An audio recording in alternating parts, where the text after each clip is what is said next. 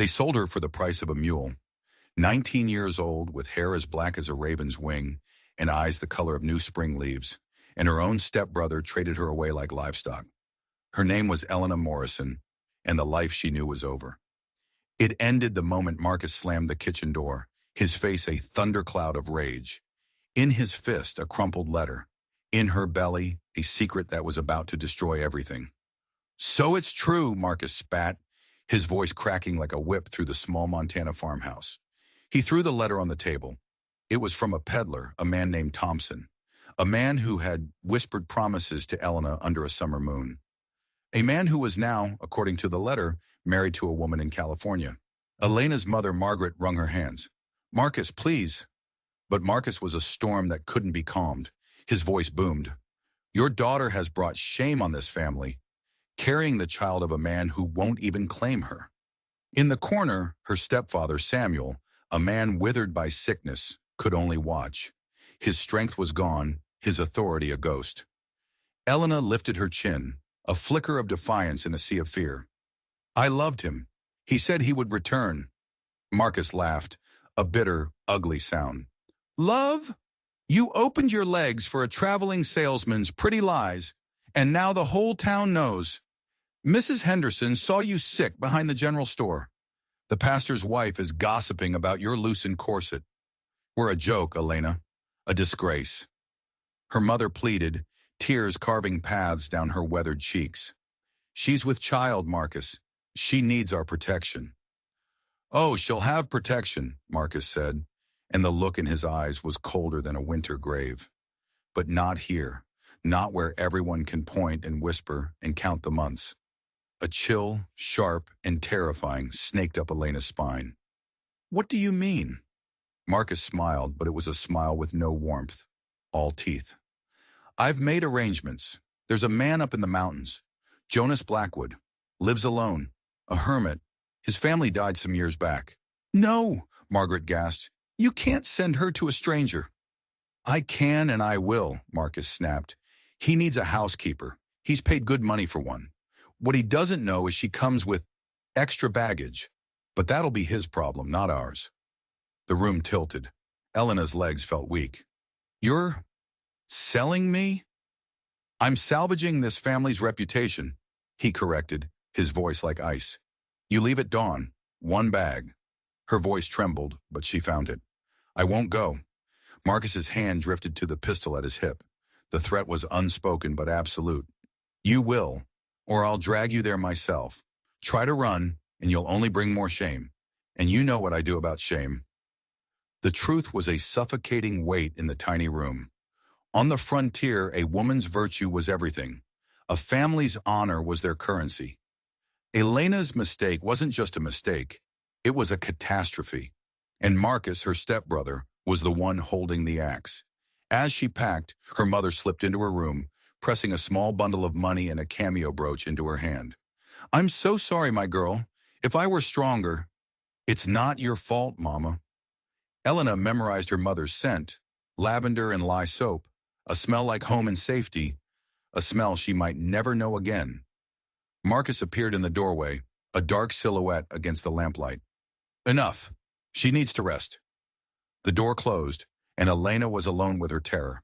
She wasn't just being sent away, she was being erased, cast out to a stranger in the wilderness, a man who had bought a servant and would receive a fallen woman, a grieving hermit. What kind of man was this Jonas Blackwood?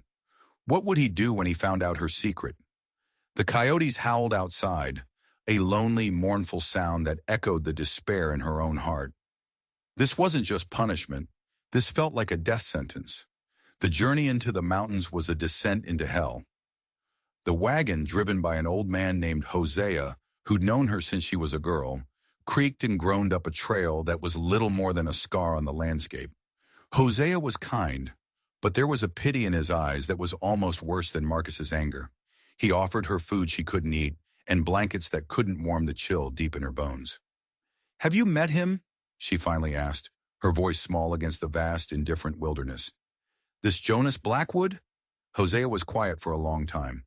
So long she thought he wouldn't answer. When he finally did, his voice was low, gravelly. "Met him. A few times. When he comes to town for supplies. Twice a year, maybe.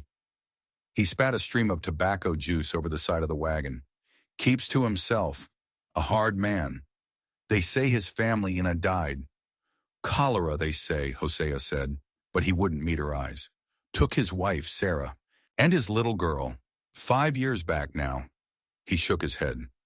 A thing like that changes a man, breaks him, or twists him into something else.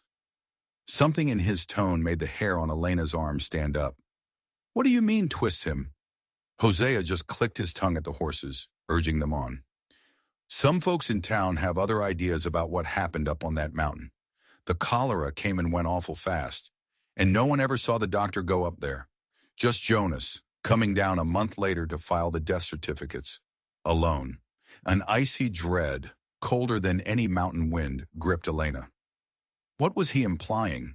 That Jonas Blackwood wasn't just a grieving widower? That he was something far, far worse? She looked at the peaks looming ahead, dark and jagged against the sky.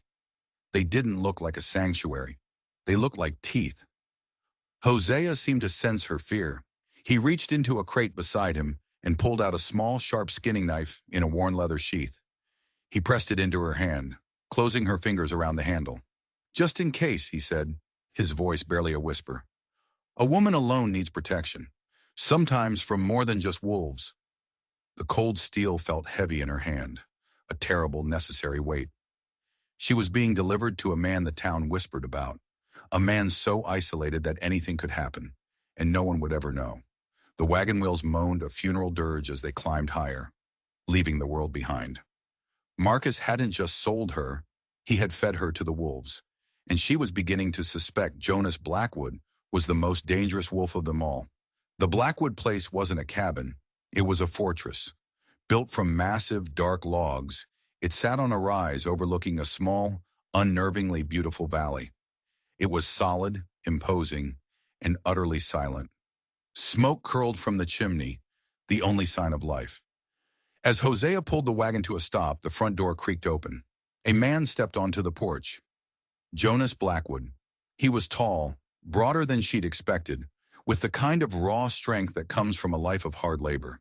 His hair was dark and long, his face was carved from granite, all hard lines and shadows. But it was his eyes that stole her breath. They were gray, not the soft gray of a morning mist, but the hard, flat gray of storm clouds, of river stones worn smooth by a relentless current. They held no warmth, no pity, nothing. He just stood there, watching them, a statue of a man. Mr. Blackwood, Hosea called out, his voice sounding thin in the vast quiet. Brought your housekeeper. Jonas nodded once. His gaze settled on Elena, and it felt like a physical weight. It was a look that didn't just see her. It assessed her, measured her, as if she were a horse he was considering buying. She clutched the hidden knife through the fabric of her dress and forced herself to meet his gaze. She would not show fear. She would not cower. Miss Morrison, he said. His voice was a low rumble, like rocks grinding together deep underground. Welcome. The word was a lie. There was no welcome in his eyes, only a deep, soul-crushing weariness, and something else, something cold and watchful. As Hosea helped her down, her legs trembled so badly she almost fell. This was it, her exile, her prison. Hosea unloaded her single bag. He leaned in close as he handed it to her, his voice a strained whisper, for her ears alone. Remember what I said. Be smart. Be watchful. A man with that much sorrow in him can be a dangerous thing. She squeezed his hand, a silent thank you. Then he was gone, the sound of his wagon fading, leaving her utterly alone with the silent man on the porch in the terrifying, echoing quiet of the mountains. She gathered her courage and walked toward the porch, toward her future. I'll show you your room, Jonas said, his tone flat, devoid of any emotion. He took her bag, lifting it as if it weighed nothing. The inside of the cabin surprised her. It was clean, too clean. For a man living alone for 5 years, it was impossibly neat. The floors were swept, the furniture polished. It was the sterile, lifeless clean of a place that wasn't a home, but a holding cell. Ghosts lived here. She could feel them in the unnatural tidiness. A small rocking chair by the hearth, too small for an adult. Delicate curtains on the windows. Things a man like Jonas Blackwood would never have chosen. He led her to a small room at the back of the house. "This was my wife's," he said, his voice unchanging. "It's been closed up." The air in the room was stale, thick with the scent of lavender and regret. A wedding ring quilt lay on the bed. A silverback brush and mirror sat on the dresser, tarnished with age but placed just so. It was a shrine, a perfectly preserved tomb. "There are rules," he said, turning to face her, his gray eyes pinning her in place. "3 meals a day, you keep the house clean. You tend the garden. In return, you have shelter and food. I don't tolerate laziness or dishonesty." His eyes seemed to bore into her, searching for the secret she carried. "I take my meals alone. You eat after. Evenings are yours, but you stay in the house. And one more thing." He paused and the air grew heavy. "The room at the end of the other hall, my daughter's room. You will not go in there. Ever. Do you understand?" She nodded, her throat too tight to speak. He was walling off his past, building fortifications of grief.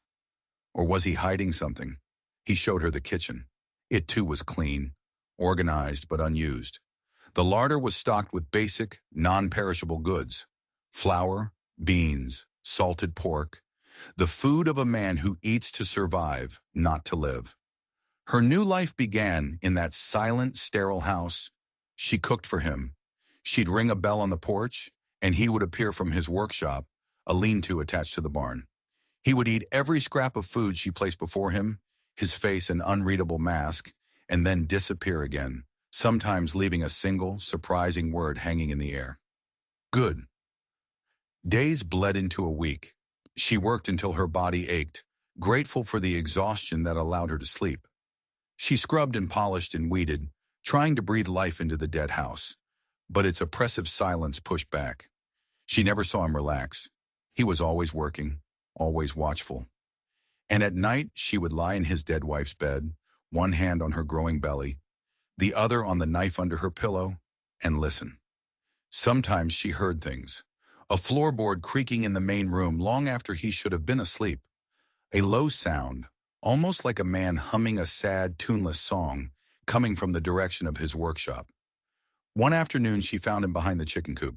She'd been struck by a wave of morning sickness so violent it left her weak and trembling. She thought he was miles away, mending a fence line.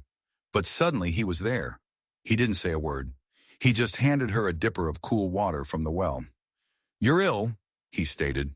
It wasn't a question. "It will pass," she managed, mortified. His eyes, those piercing gray stones, dropped to her stomach. She wasn't showing much yet, but he saw. Of course he saw. He missed nothing. "How far along?" he asked, his voice still that same unnerving flat tone. The question was a slap. She couldn't speak. "I'm not a fool, Miss Morrison," he said. "A young woman sent away from her family in disgrace. The symptoms. My wife had them.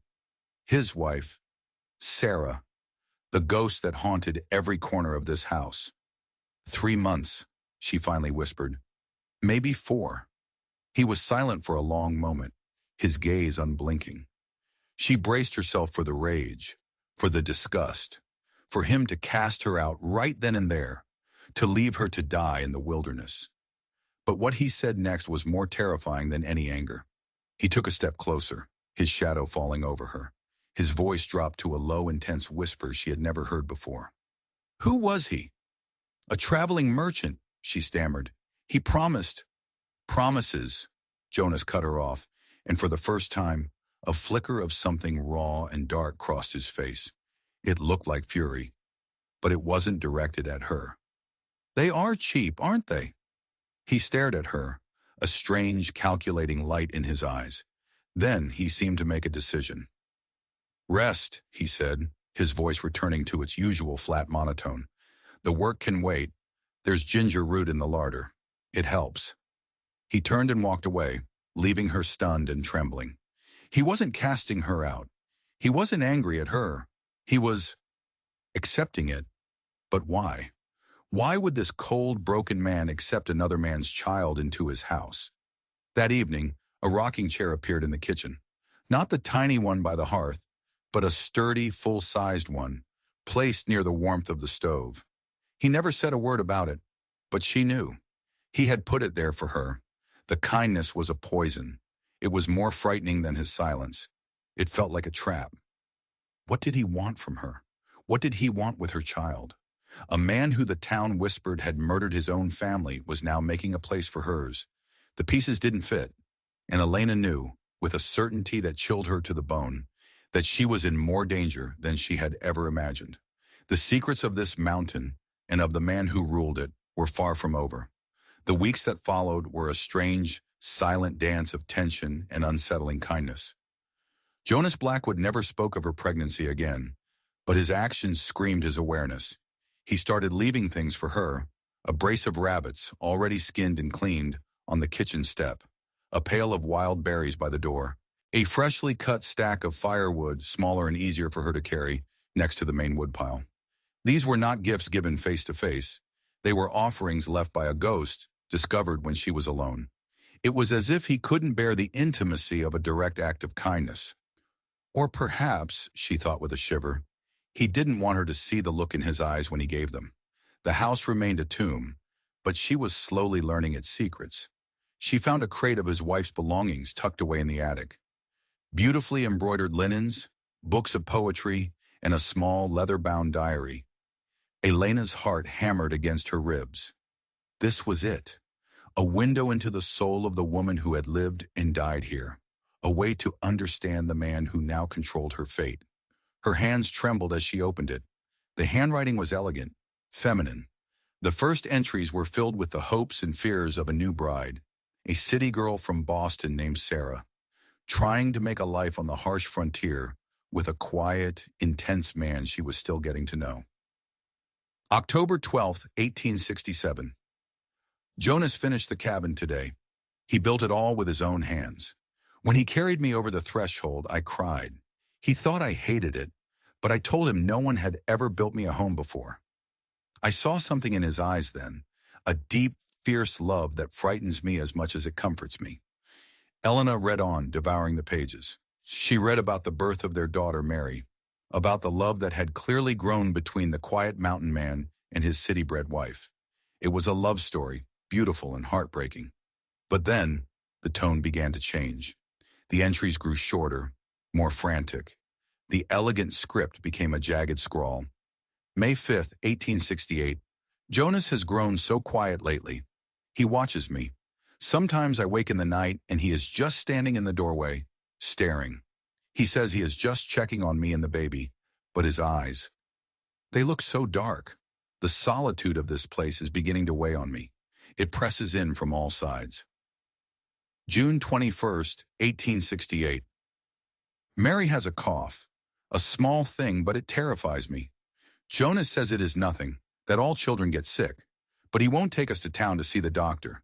He says it's too far, that he can handle it. He is so controlling.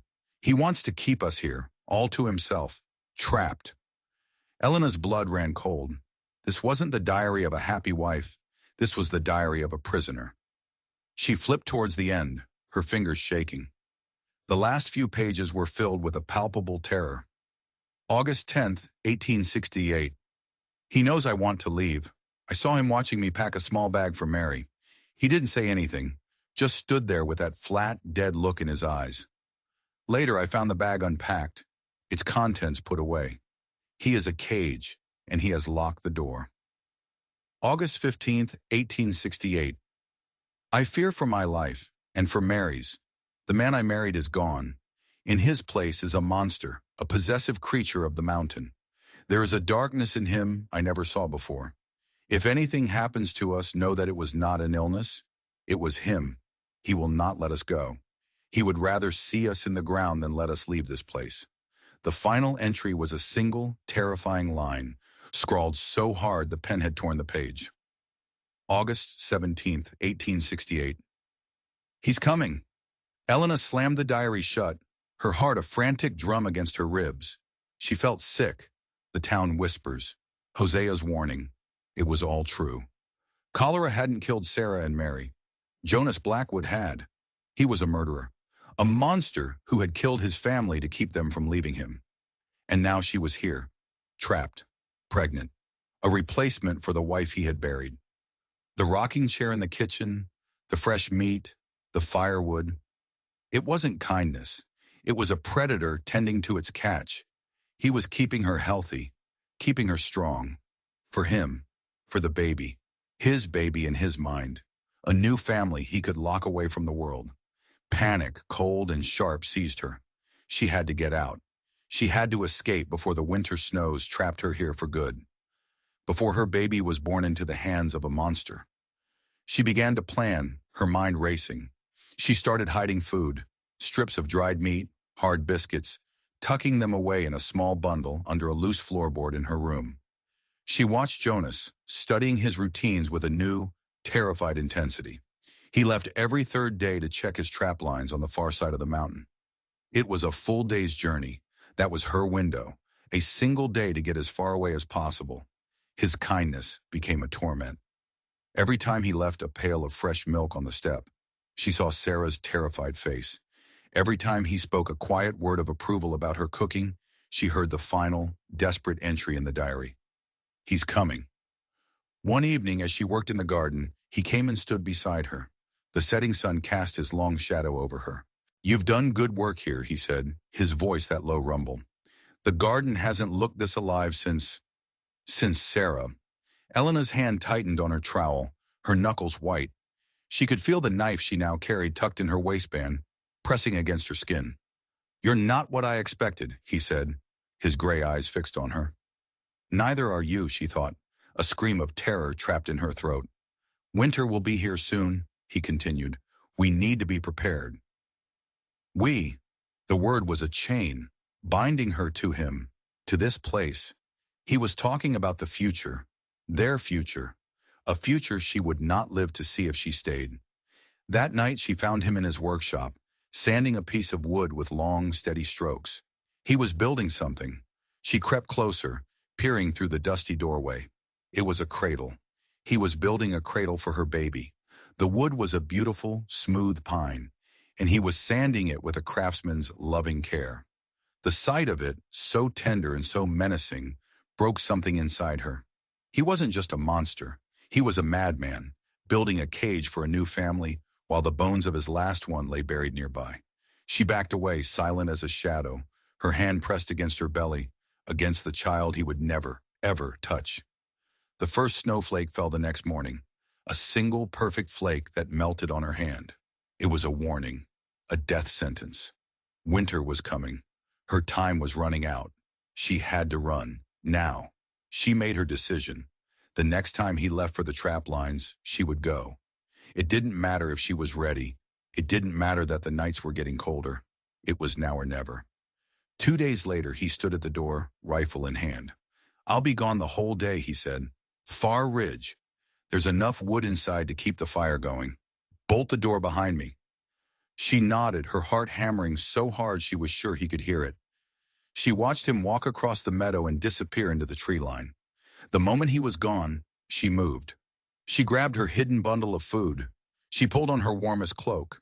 She took the small cameo her mother had given her and the skinning knife from Hosea. She didn't look back at the tidy, silent cabin. She ran. She ran toward the trail that led down the mountain, her lungs burning, a stitch in her side. She didn't know if she could make it back to Clearwater on foot, but she had to try. Anything was better than staying. The forest was dense and dark. Every snap of a twig, every rustle of leaves sounded like him. She pushed herself harder, fueled by adrenaline and terror. The snow began to fall in earnest, thick, wet flakes that clung to her cloak and chilled her to the bone. The trail was becoming harder to see. She stumbled, her ankle twisting painfully on a hidden root. She cried out, a small, sharp sound that was swallowed by the snow-filled silence. She tried to stand, but a searing pain shot up her leg. Sprained. Badly. She was still miles from anywhere. The snow was coming down faster now, a blinding white curtain. She was hurt, alone, and freezing. She had escaped the cage, only to be caught in a far deadlier trap. And that's when she heard it, a sound behind her, the steady, crunching sound of footsteps in the snow. Unhurried, inevitable. Her blood turned to ice. She scrambled backward, dragging her injured leg, her hand fumbling for the knife. She turned, her back pressing against the rough bark of a pine tree, and raised the blade. He stepped out from between the trees, a dark specter in the swirling snow. He wasn't carrying his rifle. His face was unreadable, but his eyes, those flat gray stones, were fixed on her. He had come back. Or maybe he had never left at all. Maybe he had been watching her the whole time. "Elena," he said, his voice calm, quiet. It was the calm of the storm's eye, the most dangerous place to be. "Stay back!" she shrieked, her voice thin and ragged. The knife shook in her hand. "I know what you did. I read her diary." He stopped. For the first time, an expression crossed his face. Not anger, not surprise. It was a look of profound, soul-shattering pain, as if she had just plunged the knife directly into his heart. "Her diary," he whispered, the words lost in the wind. He took a step forward. "Don't!" she screamed. "I'll do it! I'll kill you!" He kept walking, his eyes never leaving hers. He was 10 feet away, then 5. He was close enough now that she could see the snowflakes melting in his dark hair. He didn't even look at the knife she held. He just looked at her face, at her terror. He reached out, not in a lunge, but slowly, his hand open. "Give me the knife, Elena," he said, his voice gentle. So gentle it was terrifying. "You're hurt. The snow is getting worse. We have to go back to the cabin." "No, I'll die out here before I go back with you." "You will die out here," he agreed, his voice still impossibly calm. "You and the child. Is that what you want?" Tears of rage and terror streamed down her face, freezing on her cheeks. He was right. She was trapped. All her planning, all her courage, had led to this. Cornered at the foot of a tree by a murderer, with a useless knife and a twisted ankle, while a blizzard raged around them. He took another step. He was within arm's reach now. His hand was still outstretched. "The diary didn't tell you everything," he said, his voice thick with a grief so immense it seemed to suck the air from around them. "It didn't tell you the truth." "The truth is that you killed them," she sobbed. "No," he said, and his voice finally broke. The truth is so much worse than that." And then, as the blizzard howled around them like a chorus of ghosts, he started to talk. And the story he told was 1,000 times more horrifying, 1,000 times more tragic than the one she had imagined. The truth didn't set her free, it shattered her completely. "Mary died first," Jonas said, his voice a raw whisper against the storm. "It wasn't cholera that took them both. It was just Mary." Elena stared at him, the knife still shaking in her hand. The world had narrowed to his gray eyes, filled with an ancient, bottomless ocean of pain. "It was a fever," he continued, his gaze distant, seeing a past she couldn't imagine. "It came on fast. I did everything I knew, everything Sarah's medical book said. But she was so small. It burned through her in 2 days. She died in my arms." The grief in his voice was so real, so absolute, it was like a physical blow. Sarah, she broke. The grief, the isolation, it shattered something inside her. She couldn't accept that a fever, something so random, could just take our little girl. She needed a reason, a monster to blame. He finally looked at Elena, his eyes pleading. "So she chose me." The diary, the frantic, terrified entries. It wasn't the writing of a prisoner. It was the writing of a woman losing her mind. She started saying I'd poisoned Mary, that I was trying to keep her trapped here. She would have these fits of terror, screaming that I was coming for her. I'd find her hiding in the barn or trying to run into the woods in the middle of the night. The diary, it was her reality. It was all real to her. He took another slow step forward, his hands held up, open and empty, showing he was no threat. "I tried to get help. I rode to the next town, a 4-day journey, to find a doctor who specialized in minds like hers. He gave me medicine, told me to keep her safe and calm until he could make the trip out in the spring." He gestured back toward the cabin, a dark shape barely visible through the swirling snow. The locked room, Mary's room. It wasn't to keep you out. It was where I had to keep her. When the fits were bad, to stop her from hurting herself.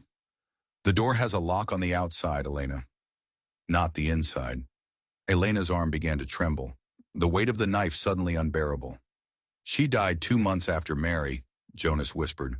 She caught a chill after running out into the snow one night. It turned to pneumonia. Her mind was already gone, and her body just gave up. I buried her next to our daughter. Under the pines. The town whispers. The quick death certificates. It wasn't a cover-up.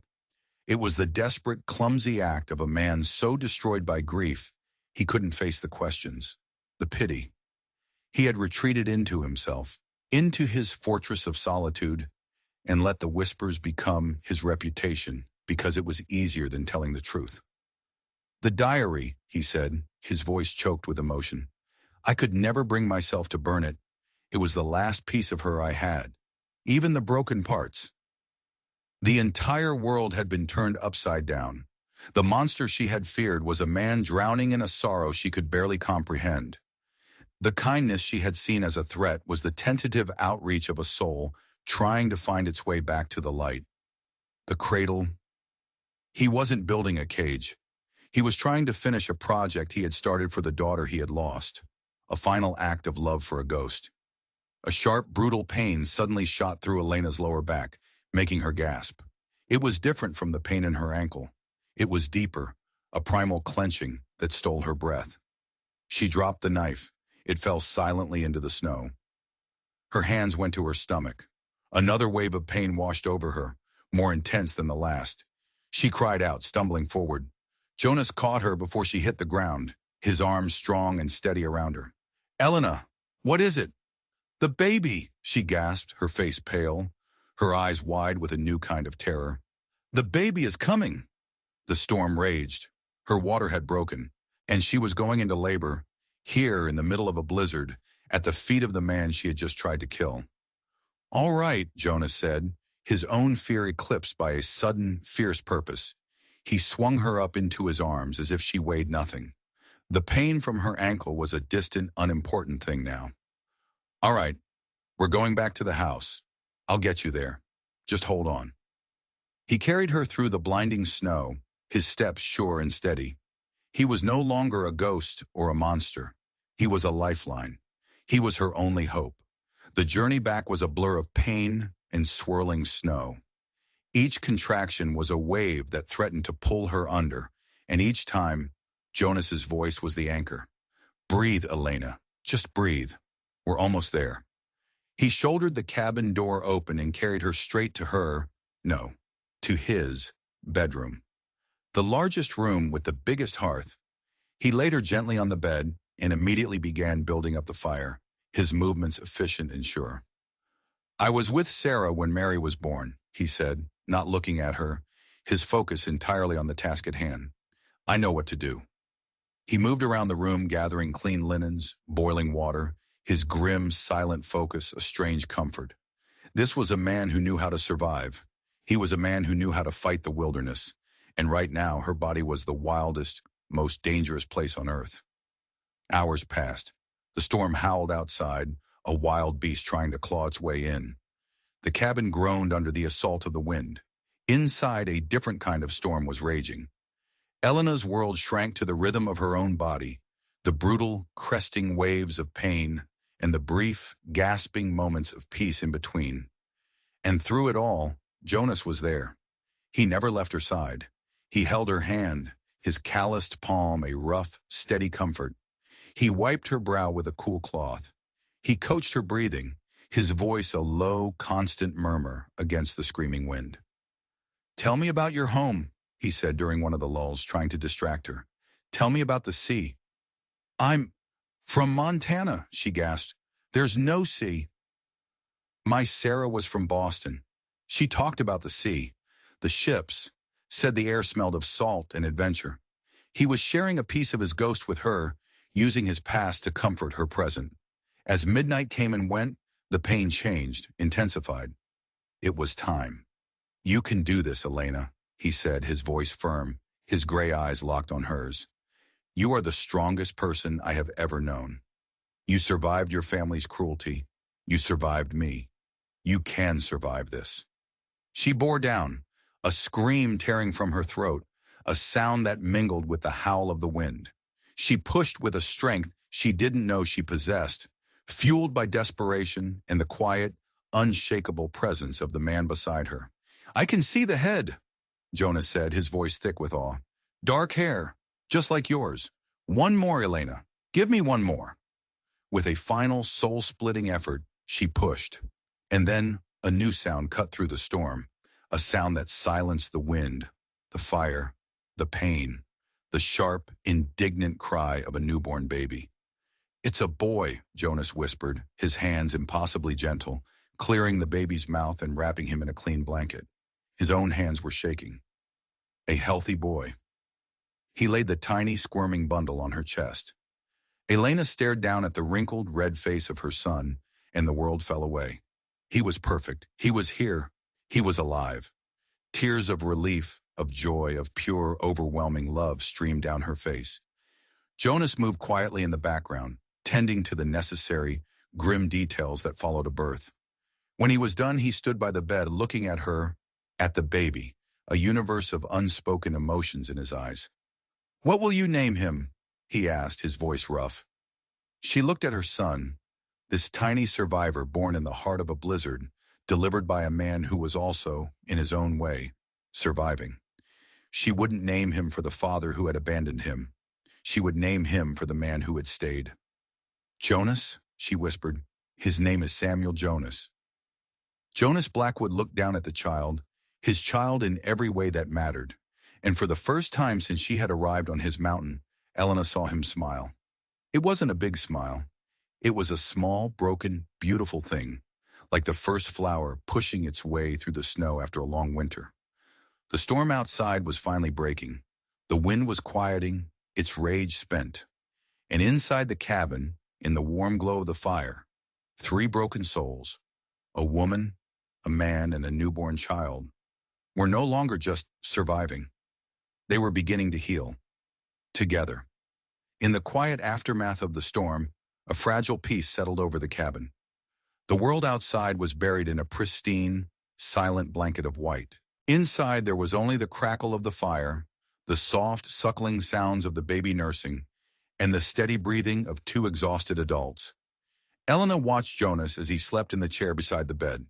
He had refused to leave, insisting on staying close in case she or the baby needed anything. In sleep, the hard lines of his face softened. The immense grief was still there, etched into his features, but it was joined now by a profound weariness, and something else, a quiet contentment. She looked from the man to the baby in her arms. Samuel, her son. He was a miracle, a tiny anchor in the swirling chaos of her life.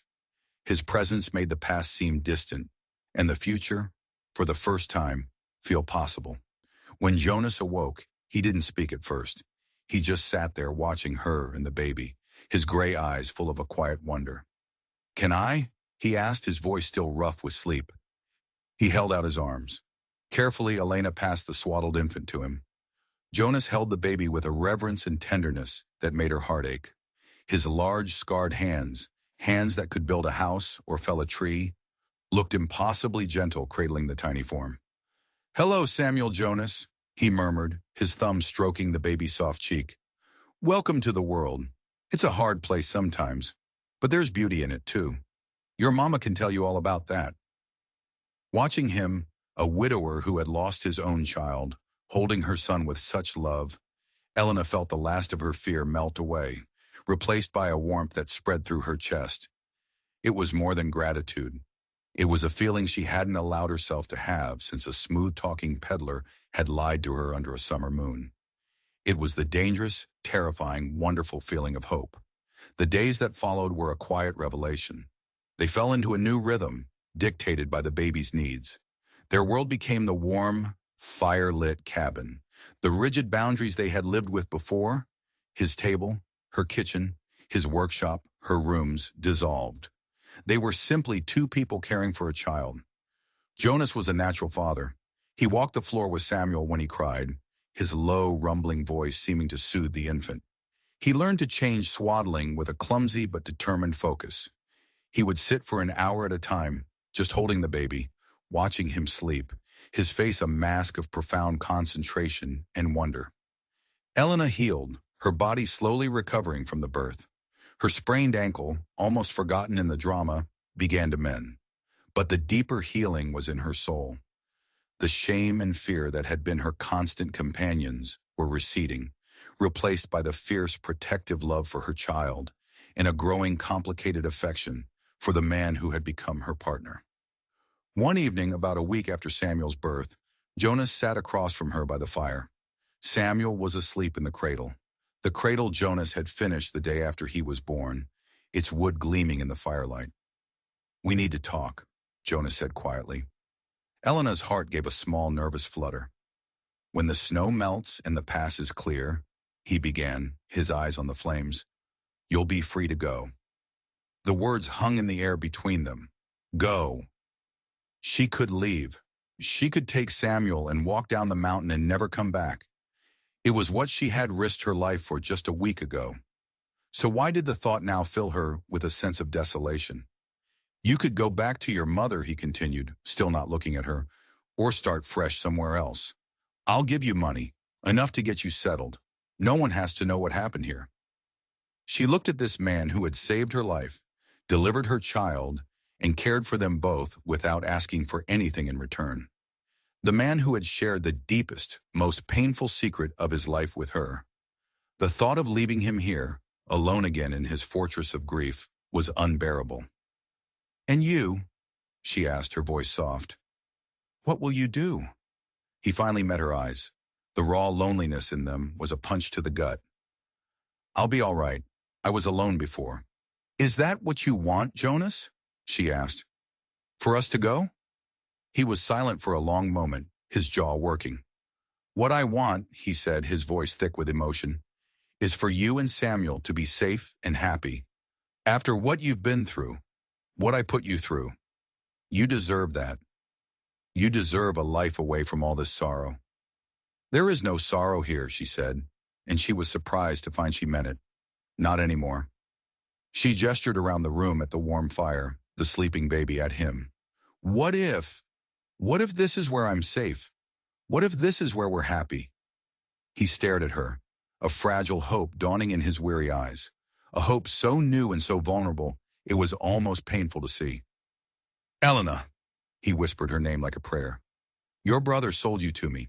You came here as my property, my prisoner. I can't, we can't build a life on a foundation like that." "That man isn't my brother," she said with a fierce certainty, "and you are not the man who bought me. That man is gone. The woman he bought is gone too. They died in the storm. The people who are left, maybe they can build something new." He stood up and crossed the room to kneel before her chair. He took her hands in his. They were warm, strong. They felt like home. "I'm not a man who is good with words, Elena. Sarah always said I had the social graces of a grizzly bear. All I know is how to build things, how to protect things. And these last few days, watching you with our son," he choked on the word, then continued, "our son, I feel like I'm coming back to life. You've brought the light back into this house, into me. I think, I think I'm falling in love with you." Tears welled in Elena's eyes, not of fear or sorrow, but of a joy so profound it was overwhelming. "I think I am too," she whispered. He didn't kiss her then. It was too soon, too new. Instead, he just knelt there, holding her hands while the fire crackled and their son slept peacefully nearby. It was a promise, a silent agreement that from the ashes of two ruined lives, something beautiful and strong could grow. Spring came late that year, but when it arrived, it did so with a joyful fury. The snow melted, the rivers swelled, and the valley floor erupted in a carpet of green and wildflowers. The world was reborn, and so were they. They became a family, not in law, not yet, but in every way that mattered. They worked side by side, rebuilding not just the homestead, but their lives. Jonas taught her how to read the weather in the clouds, how to find the best berry patches. She taught him how to laugh again.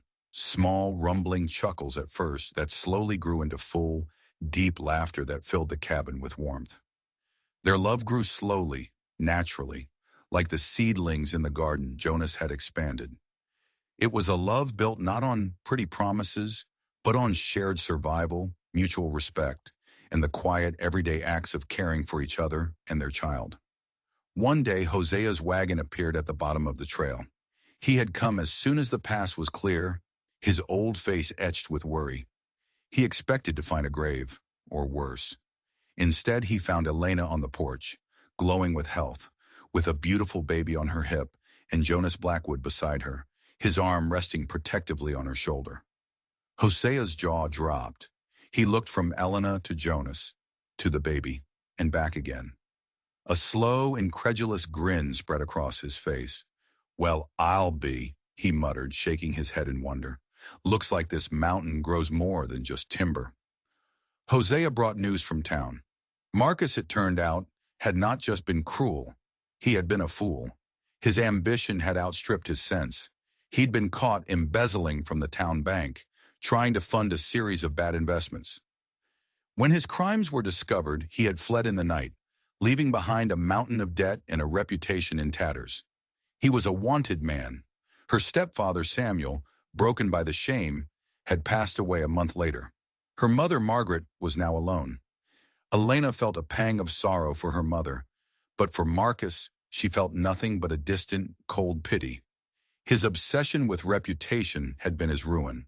Her own ruin, it turned out, had been her salvation. Jonas wrote a letter to Margaret that day, a simple, direct letter telling her that her daughter was safe, that she had a healthy grandson, and that she had a home with them on the mountain whenever she was ready. He sent it back with Hosea, along with a pouch of gold to help her settle her affairs.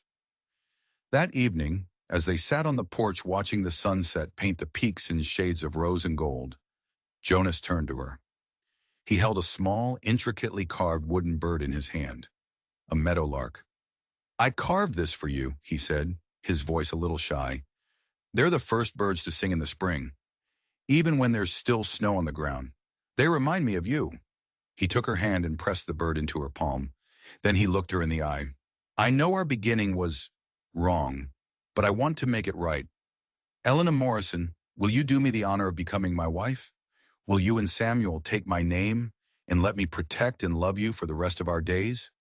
Elena's heart felt so full it might burst. She looked at this good, strong, broken man who had rebuilt himself. She looked at their son, sleeping peacefully inside. She looked at the home they had forged together out of shame and sorrow. "Yes," she whispered, tears of joy tracing paths down her cheeks. "Yes, Jonas Blackwood, I'll marry you." He finally kissed her. A real kiss, full of all the unspoken love and gratitude that had grown between them. It was a kiss that tasted of second chances and new beginnings. It was the kiss of a survivor and the promise of a future as bright and beautiful as the mountain spring. The story of how a fallen woman and a broken man found love on a lonely mountain became a quiet legend in the territory. They were married by a traveling preacher that summer, with Hosea and Elena's mother Margaret as their witnesses. Their family grew. Samuel was joined by a sister with her father's gray eyes, and then another brother with his mother's dark hair. The cabin that was once a fortress of grief became a noisy, joyful, sprawling home, filled with the sounds of children's laughter. The ghosts of the past were not forgotten, but they were no longer a source of pain. They were honored ancestors, their stories told with love, their memory a reminder of the precious, fragile nature of life and the incredible resilience of the human heart. Elena and Jonas built a life that was stronger than timber, more enduring than stone.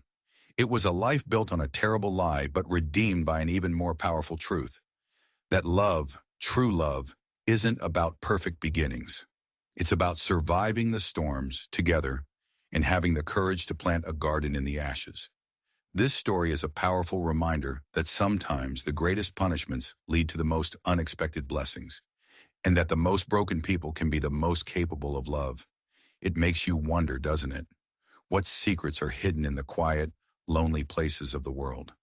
If you were in Elena's shoes, trapped and terrified, What would you have done? Let me know your thoughts down in the comments. I read every single one. And if you enjoyed this journey into the wild heart of the frontier, make sure you hit that subscribe button and turn on notifications. You won't want to miss the next story we uncover. Thank you for listening.